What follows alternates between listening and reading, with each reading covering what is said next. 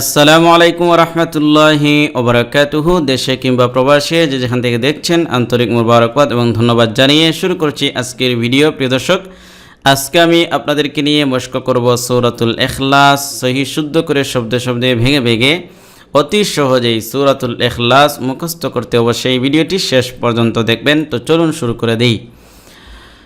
أعوذ بالله من الشيطان الرجيم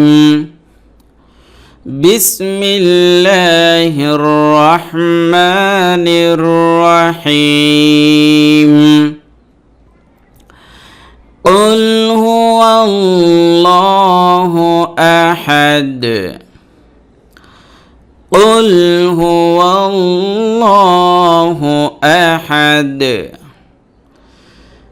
قل هو الله أحد।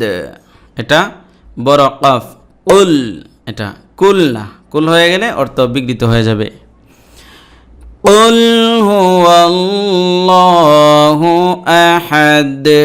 এই যে আল্লাহ শব্দের লাম খারাজবুল লাটা, এটা পুর পড়েছি কারণ হলো তার পূর্বের যে হরকত রয়েছে সেটা হচ্ছে জবর, এজন্য জবর অথবা পেশ থাকলে এটা ল হবে, আর যদি পূর্বে জের থাকে তখন সেটা লা হবে বারিক। ওকে। আল্লাহুস সামাদ আল্লাহুস সামাদ। আবার আল্লাহুস সামাদ লাম ইয়ালিদ ওয়া লাম ইউলাদ لم يلد ولم يولد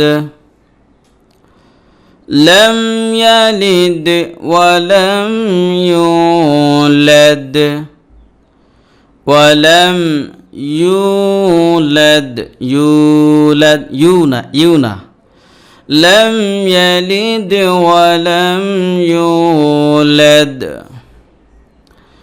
ولم يكن له كفوا أحد ولم يكن له ولم يكن له كفوا أحد كفوا أحد ولم يكن له كفوا أحد ولم يكن له كفوا أحد। এবার পুরোটা একসাথে قل هو الله أحد الله الصمد لم يلد ولم يولد ولم يكن له كفوا أحد صدق الله العظيم।